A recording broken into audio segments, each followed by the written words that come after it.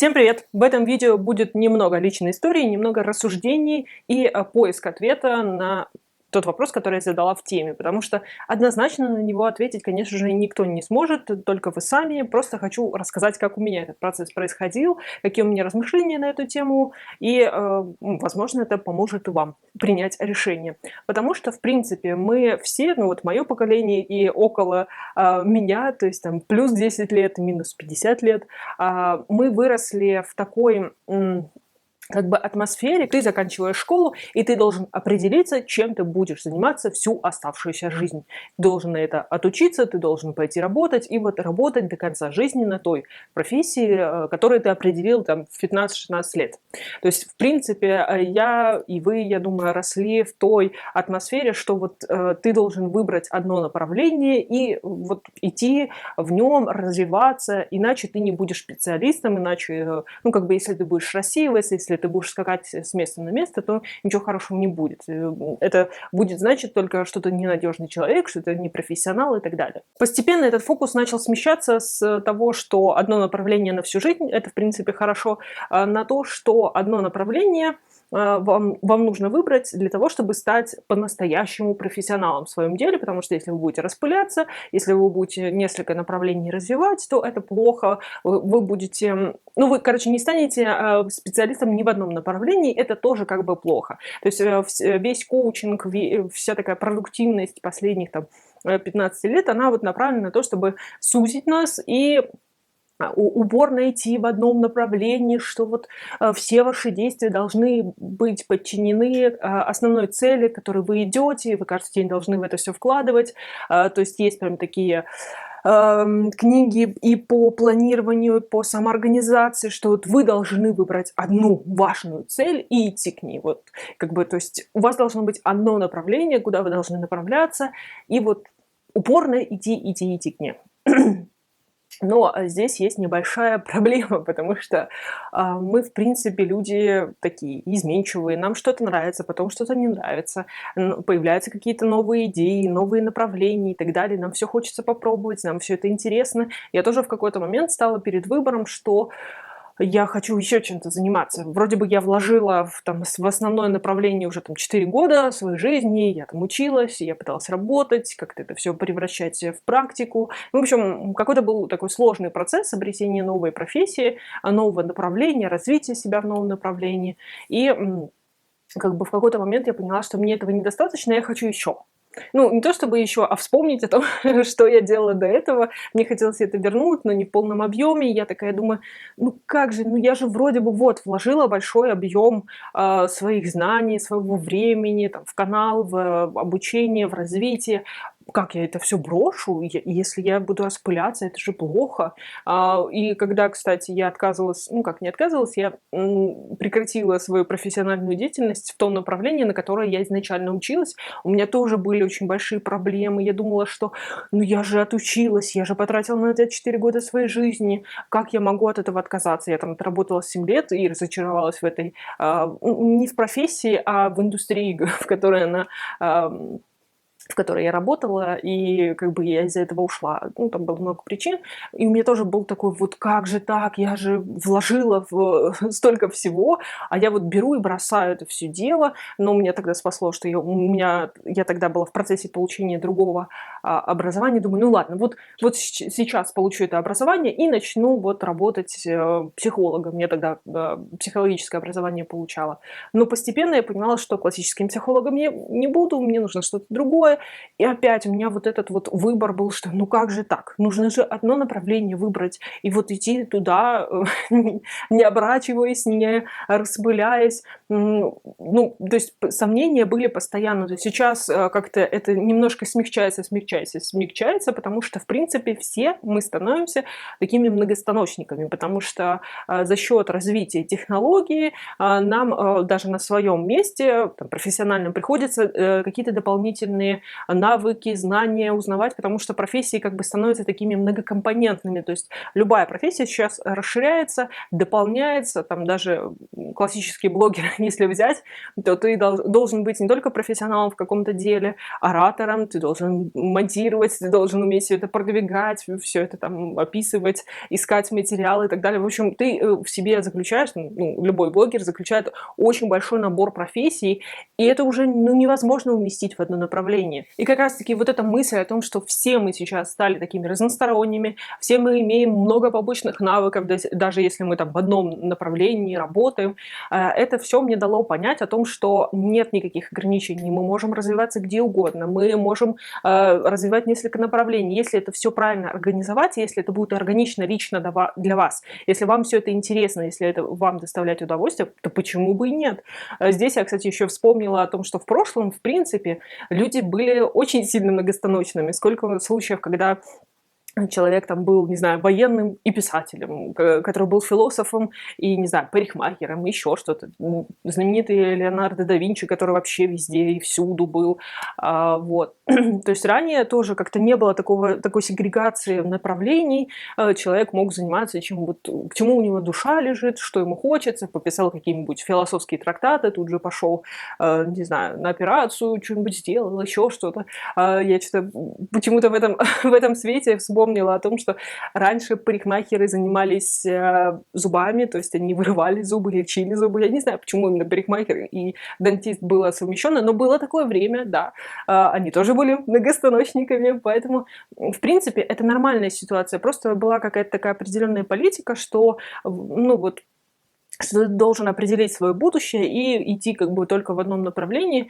Это достаточно, как бы, с одной стороны, это хорошая вещь, потому что гарантированно, что человек будет продолжительное время работать на одной профессии, значит, он будет приносить пользу обществу, государству и так далее. Но, с другой стороны, конечно же, это немножечко противоестественно. Но, с другой стороны, опять-таки, раньше просто не было такого обилия информации, обилия профессий новых, каких-то увлечений, доступности этих увлечений, потому что практически каждый из нас сейчас может заниматься чем угодно, какими-то рукодельными штуками. Сейчас опять началась мода на всякие ручную работу, там сейчас на смолу все кинулись, когда-то были игрушки, еще что-то. Мне кажется, это очень хорошо, полезно, потому что, в принципе, ручное хобби — это очень классная вещь, которая помогает и нашему мозгу, и нашей нервной системе. Как бы это со всех сторон хорошо, и, возможно, у вас останутся какие-то интересные такие штучки, которые вы можете оставить себе или подарить кому-нибудь. Подарки тоже это очень удобно, сделано своими руками, у вас всегда есть большой запас, если вы чем-то занимаетесь таким. И еще по поводу моей истории в дополнение, что вот в тот момент, когда я поняла, что никто ничем не ограничен, и здесь нет ничего плохого, я как раз-таки завела себе второй канал, потом еще и третий канал, и сейчас я вот на третий канал очень сильно насела, потому что мне это нравится. То есть я вспомнила о том, что я умею рисовать, я этому долго училась, не только 4 года в училище, но еще, по-моему, лет 5 я еще в художественной школе отучилась. В общем, я об этом вспомнила. И на свое удивление, кстати, обнаружила, что вот я 10 лет назад закончила это рисовать и вообще, в принципе, притрагиваться к художеству. Сейчас вернулась и понимаю, что художественные навыки сейчас — это просто ключ к миллиону проявлений, миллиону профессий, потому что сейчас и дизайнеры всего есть, телефонов, баннеров, сайтов и так далее. Ну, то есть, как бы художественное образование дает возможности проявить себя во многих вещах. Этого раньше не было. Ну, как бы было, но не так сильно распространено. Сейчас это более широко так. Что меня очень сильно удивило, что, оказывается, я владею таким уникальным навыком, вот, которому, кстати, сейчас тоже могут все обучиться, потому что рисование — это чуть-чуть таланта, и больше практики, больше знаний. Знания тут тоже очень нужны. То есть практиковаться, пробовать, и тогда у вас обязательно получится. В какой-то момент начнет получаться. Вот. И потом я еще вернула в свою жизнь Sims 4. Это игра, симулятор жизни. Я играла в него еще с самых первых Вот недавно, кстати, отпраздновали 20-летие этой игра, и да, я все 20 лет в нее играла. И тут я вдруг в нее вернулась, и опять-таки тоже увидела кучу возможностей, как это сейчас можно реализовывать, что вот здесь очень много блогеров, которые просто строят в Sims 4, а я всегда это любила, и я вдруг увидела, что это можно так, оказывается, проявлять, это так интересно, это так захватывающе, в общем, я окунулась в этот мир, и все равно меня как бы мучили эти сомнения, что, ну вот, на основное направление я теперь меньше уделяю времени, ну, потому что как бы у меня есть еще другие задачи, там, много рисую, много строю и так далее. Меня это все мучило. И здесь я пришла ко второму выводу, который я могу вам, могу с вами поделиться, что очень сильно зависит от личности. Я всегда говорила о том, что мы все разные, у нас у всех по-разному устроена нервная система. Но вот это открытие почему-то стало для меня таким очень неожиданным. В том плане, что я вот очень много, ну, стараюсь наблюдать за людьми, как они работают. И когда я была в писательском клубе, я смотрела, как вот по-разному мы все делаем одни и те же вещи, справляемся с какими-то задачами, насколько диаметрально противоположно бывают такие ситуации. Объясню на простом примере. Вот у меня много-много разных задач, и я люблю в течение дня переключаться. То есть у меня нету каких-то монодней. Я люблю вот так вот как бы мешать такой слоеный пирожок делать, и тогда я продуктивна. Есть же люди, которым вот этот слоеный пирожок, он их выбивает полностью из колеи, им нужны такие, как я говорю, монодни, когда они один день занимаются от и до, там, например, работой, какими-то рабочими задачами, и на следующий день они от и до занимаются каким-то своим хобби, увлечением, либо еще там каналом, еще чем-то. Ну, то есть им нужна одна задача вот на день, тогда они точно сделают. Если у них несколько задач, то все, как бы, скорее всего, эти задачи отвалятся, не факт, что вообще что-то сделается, потому что это их дезориентирует, не помогает. То есть это определенный склад человеческой натуры, то есть это так вот работает. В моем случае это вообще никак не работает. Если у меня одна задача на день, она вообще никогда в жизни не сделается, и я буду весь день заниматься всем чем угодно, но только не этой задачей. Если же у меня 10 задач, то я обязательно их выполню, потому что мне нравится, когда у меня такой очень плотный, насыщенный график, когда много переключений, я не могу долго сидеть на одном месте, мне нужно переключаться с задачи на задачу. И за счет того, что у меня так много разных направлений, это меня, получается, стимулирует еще больше работать, еще больше вырабатывать каких-то вещей, ну, то есть производить каких-то творческих идей. У меня сразу появляется куча всего, каких-то идей, какие-то там направления, в которых я еще могу, вот я еще вот это могу и так далее. Ну, то есть это, наоборот, провоцирует меня на еще большую продуктивность, то есть чем больше задач, тем я более продуктивна.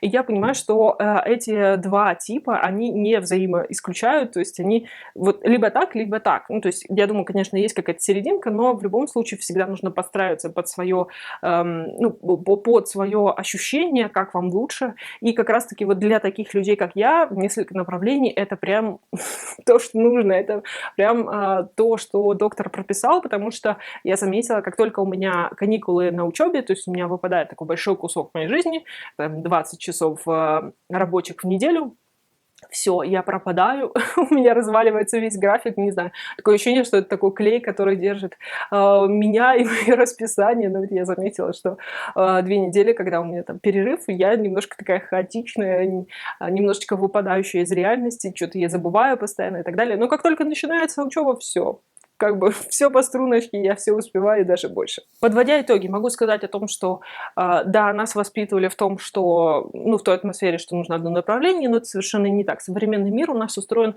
так, что мы можем все совмещать, если мы хотим, мы можем дополнять, убавлять, развиваться в каком угодно направлении, потому что, в принципе, современные профессии этого требуют. Если вы хотите быть большим профессионалом в каком-то деле, вам в любом случае что-то еще побочное придется учить, ну, возможно, около вашего направления, но никто не отменяет как бы вашего личного развития в каком-нибудь, например, другом направлении. Кстати, я еще бы читала вот этот, ну, не исследования, там такие социологические опросы по поводу того, ну, нужно ли несколько направлений.